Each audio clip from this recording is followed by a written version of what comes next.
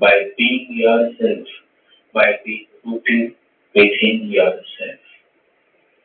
Remember, once you are rooted in your own center, nothing from outside can move you.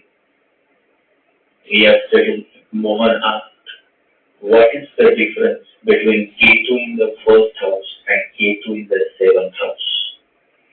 Ketu in the first house means struggle from marriage partner. Wife or husband is not of good nature, generally hot-tempered, and leads to many problems to the native in one way or the other. Ketu 7 or Ketu in the seventh house leads to cheating from marriage partner. Marriage partner of the native generally indulges in extramarital affairs. Here the partner wants more sex, more thrill, more pleasure, which a K27 man or woman cannot provide. Then the partner starts looking out, and then the other woman becomes the reason for a marriage breakup, or in modern language, it becomes the reason for divorce. Ketu in the seventh house native is submissive by nature, usually listens and trusts his or her partner blindly. But the husband or the wife takes undue advantage and cheats the native. So in a way, the Rahu Ketu axis in the first and seventh or seventh and first makes no good for a marriage or for a marriage happiness. The only difference is that Rahu 7 gives immense sexual pleasures, but Ketu 7 hardly offers any sexual pleasures, just a couple of honeymoons and then they are done. So, when Ketu is in the ascendant, the native may suffer in his or her marriage, but that does not mean that he or she is deprived of sexual pleasure. Sex is enjoyed much in life. Though marriage life continues to go through many challenges which are more of illusionary nature than realistic. Our ancient seers were so insightful. They were perfectly aware that unless and until sexual life is experienced to the fullest and sexual desires are fulfilled, there is no way ahead for the soul to progress spiritually, to evolve, to mature in true sense.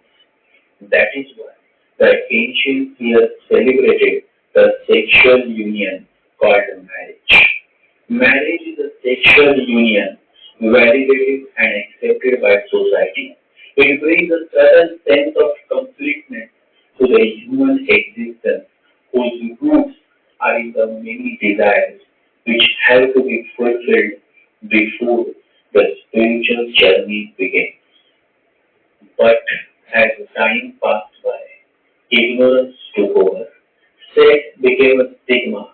In fact, in India, even if you spell the word sex, immediately you are condemned and ridiculed as if sex is some kind of sin.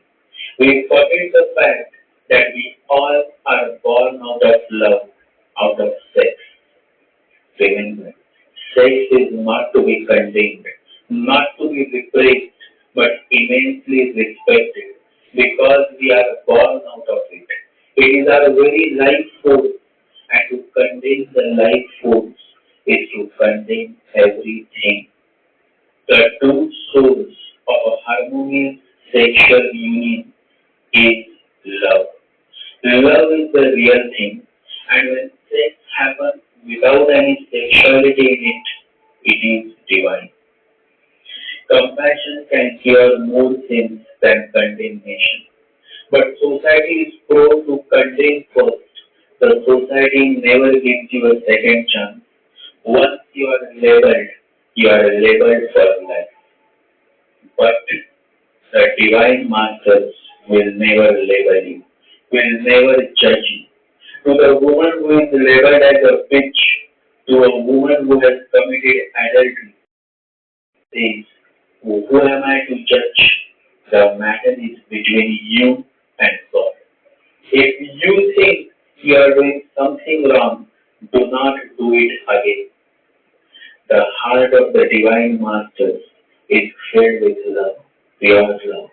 There is no judging, because if you go on judging, then when will you be able to love? If you judge people, you have no time to love them. Love brings life. Without love, we are as good as a temple without the deity. With love comes the deity. The temple is no more a deserted place. It becomes the most crowded place, the most holy place. In a negative chart, Ketu in the first house may make you a dry person. And on top of that, if Ketu is in Taurus sign in the first house, then you are totally dried out of love. You become less sensitive, you become more reactive, and all of this leads you to many problems in marriage or relationship. Ketu in the first house simply says that you are too much focused on the outward, when in reality you should focus within. You are too much obsessed with your sexual partner, or you are too much obsessed with your wife or husband. You are too much obsessed with what the society thinks about you. All of this is not of any help. And because you remain too much entangled into others' life, misery, tragedies, and sufferings become a part and parcel of your life. The only way out is to learn to focus on your self-growth. The partner is the manifestation of your past life karma. So instead of blaming the partner, learn to accept your life partner the way he or she is. The solution to Ketu in the first house placement is in one sentence. Learn to live in suchness, in total acceptance. Acceptance of what has happened is the first step to overcoming the consequences of any misfortune. A man who accepts all that life provides with a sense of gratitude becomes the Buddha. And so to all my listeners and close followers, I encourage you all to learn to accept. It is only through acceptance that you can truly move on with your life. And it is only when you are able to move on with your life that you can truly progress in life. Somebody asked how to accept, and the answer is by letting go. You are not able to accept because you are holding the matter so tightly to your chest.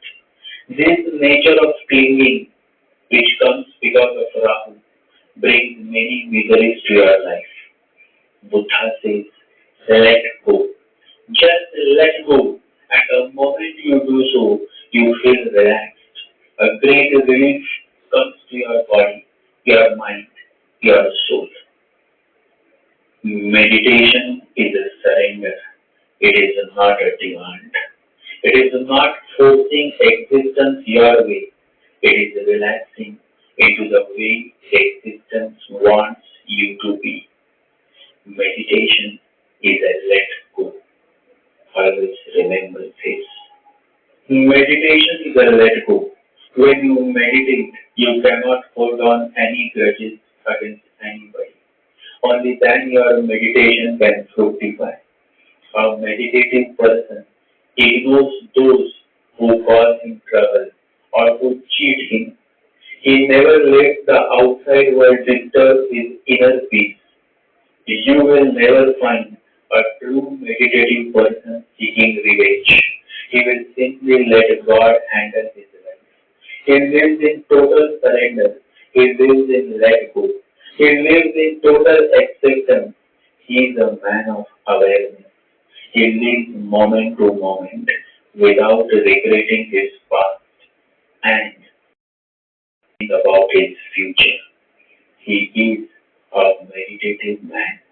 Ask yourself, can you live like him? Can you live in total acceptance